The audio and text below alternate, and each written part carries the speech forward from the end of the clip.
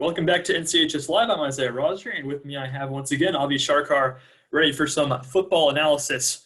I would love to say that we're getting ready for the next game, but of course, football team not able to pull it off. Let's go ahead and jump right into it. So North Central on the season, 6-3 on the year, pretty good overall season, I would say. They started off with a win against Fishers, 40-20. Stark contrast to last year, right, Avi? That was whoo! Last year was something. That was something else. Besto had 5 touchdowns. He looked great, and then we have HSC next. Yeah, there was like a lot of dump off passes, quick passes, just to get the offense going. It wasn't really a running game, but just a very, very short passing game. And you're right, HSC the next week. That was so exciting. We actually called that game. You and me, Avi, and Max called that game from a remote location because of the COVID-19 protocols, and we called it as if we were actually there. But it was a super exciting game. Went into overtime. Panthers with a Hail Mary pass in overtime on 4th down that tipped up and was caught by David Smith.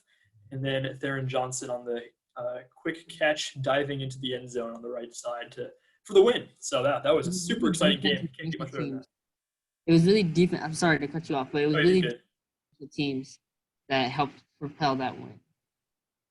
Yeah, for sure. Although a lot of scoring in that game too. But yeah, you're right.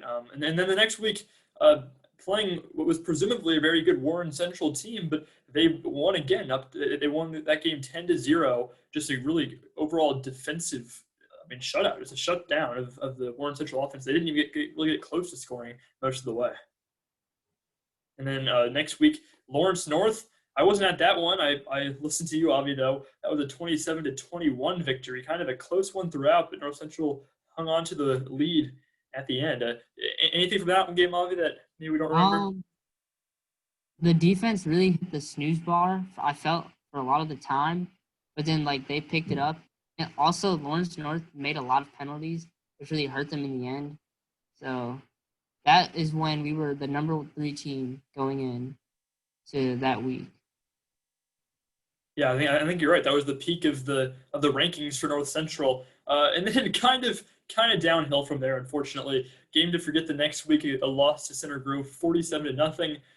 Not too worrying, I would say, for a 47-0 defeat, because Center Grove, of course, the absolute best team in the state at that point and now. And then the week after that, a loss to Carmel, 38-14. That one a little bit disappointing because they were ranked 1 ahead of Carmel, if I recall correctly, in that game. So not super impressive. There was 11 penalties for 161 yards, and those really hurt North Central. And one of them was going to be the go-ahead touchdown in the second half, where Vestos QB sneaked it. He jumped over the line, but then one of the offensive linemen called it false start, went back 5 yards, and then the drive stalled. North Central went on to lose the game. Yeah, because I agree. It sounds like a blowout, but it really wasn't. It was a close game most of the way through, and just kind of Carmel started pouring it on at the end. But yeah, they were right with them for the first half and a lot of the second half too. After that, they faced Lawrence Central, who is winless. They went 0-10 on the season, ended up going 0-10, and they won that game. But that one was kind of close. It ended up being 41-21. But there were some moments where it looked like North Central was in some trouble. There was a point where Lawrence Central literally had all the momentum, and then again, ticky-tacky penalties really hurt them, and North Central scratched and clawed and put out 42 and got a good victory there.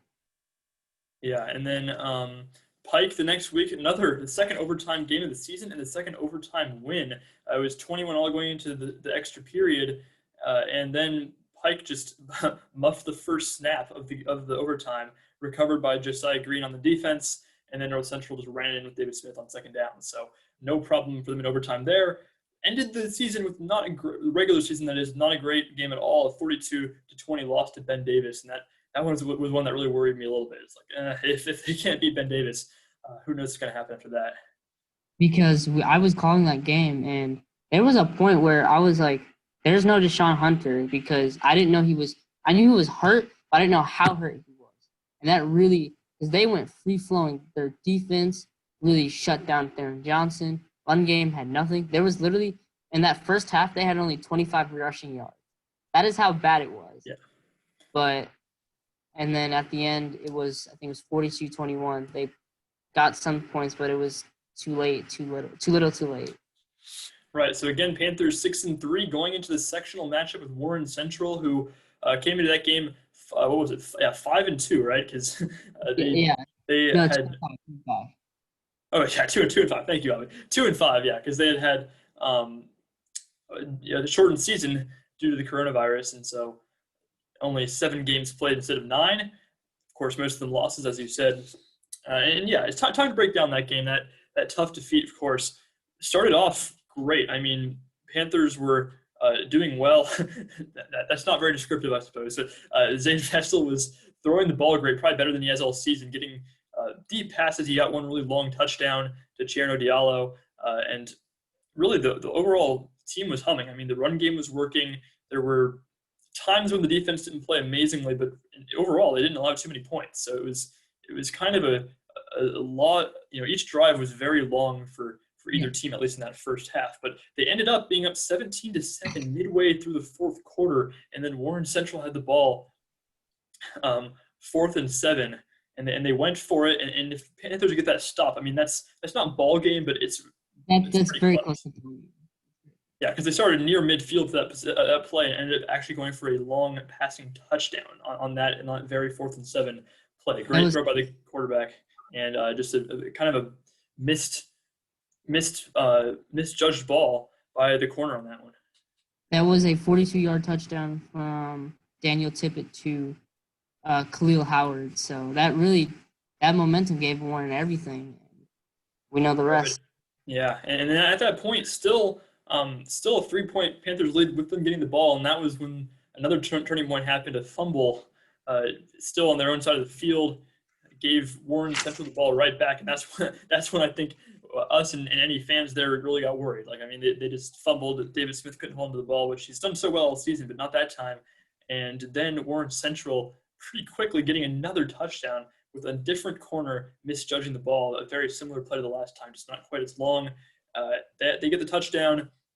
Next possessions now they block the extra points. So North Central down by just 3, but then after a good run by Johnson, a 15-yard penalty that was called about 10 yards back, so it ended up being about a 25-yard penalty.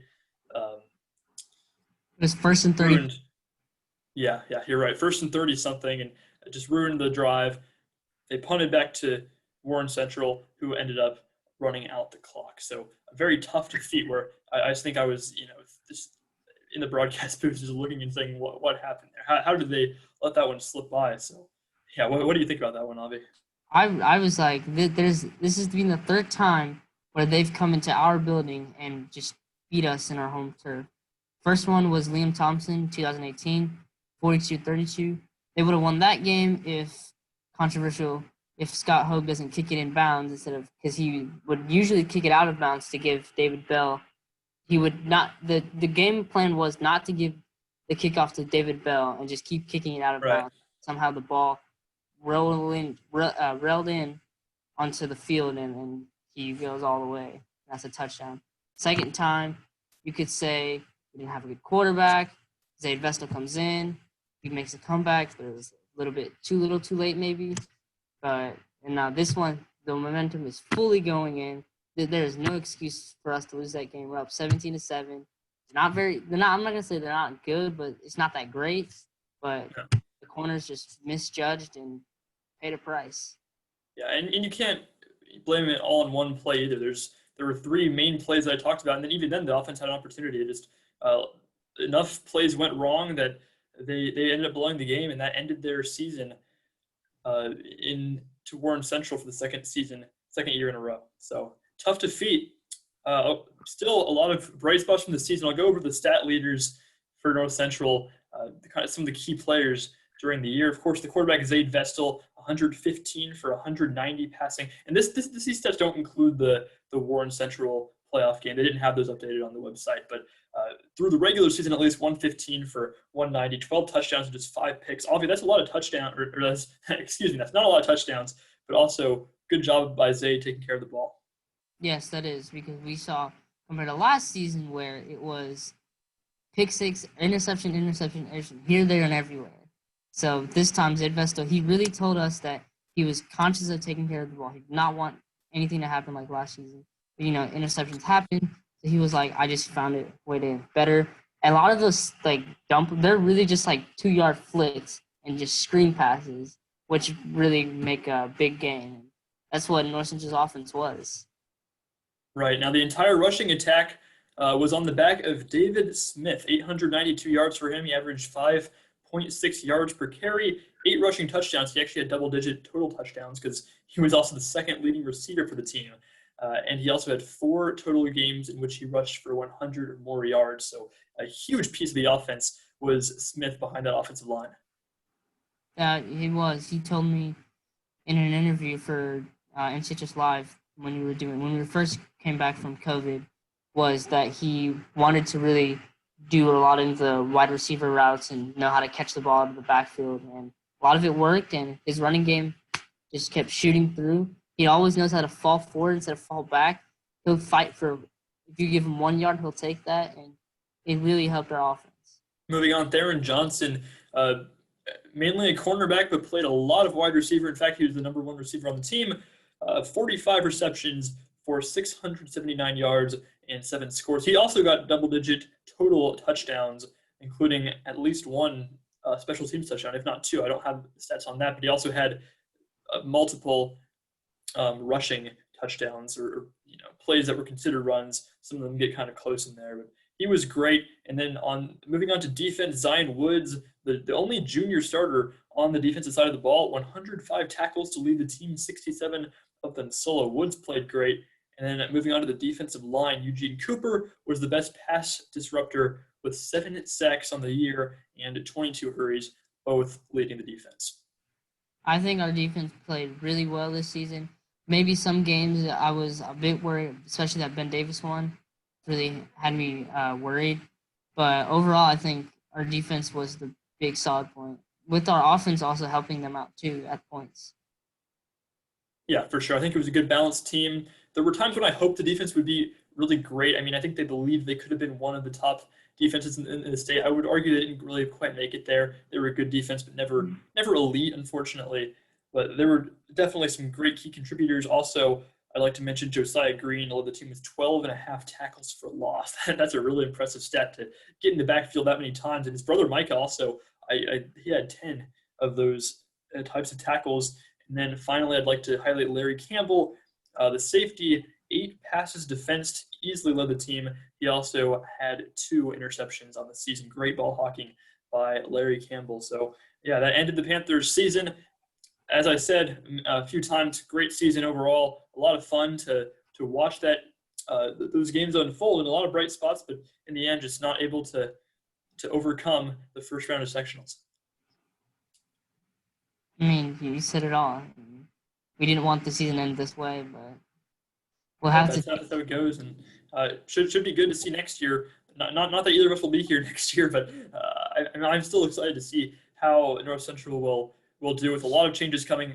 Full defense overhaul besides Zion Woods and new quarterback, a lot of new receivers. Should be interesting. But yeah, everyone, thank you for joining us here. Avi Sarkar, myself, Isaiah Rosner, here on NCHS Live. We'll see you next time, and thanks for watching.